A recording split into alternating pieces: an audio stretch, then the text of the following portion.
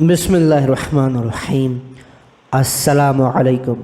سرپرستی قائم علیہ السلام کے چینل پر آپ کو خوش آمدید۔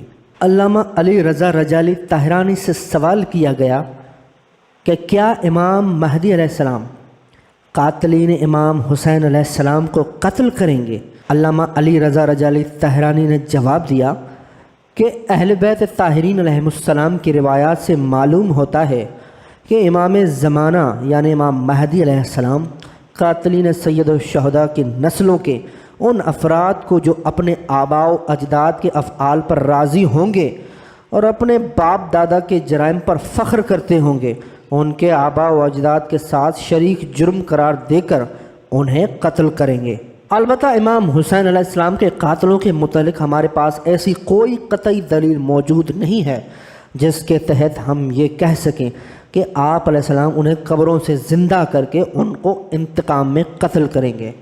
زمانہ رجعت کے متعلق ائمہ سے بہت سی روایات منقول ہیں جن میں یہ کہا گیا ہے کہ اللہ تعالیٰ بہت سے کافروں کو زندہ کرے گا تاکہ آل محمد کی سلطنت کو دیکھ سکیں، اور امام زمانہ یعنی امام مہدی علیہ السلام ان سے انتقام لیں گے۔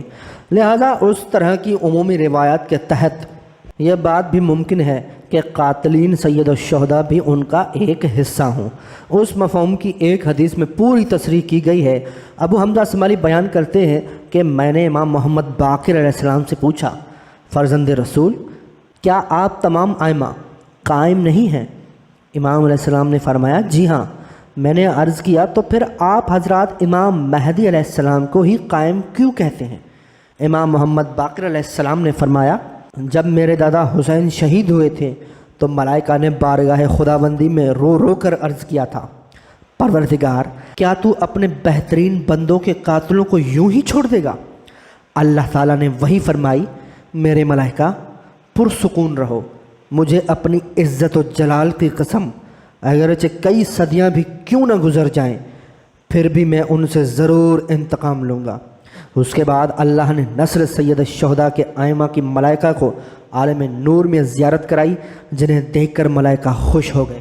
ان میں سے ایک نور حالت قیام میں تھا اور نماز پڑھ رہا تھا۔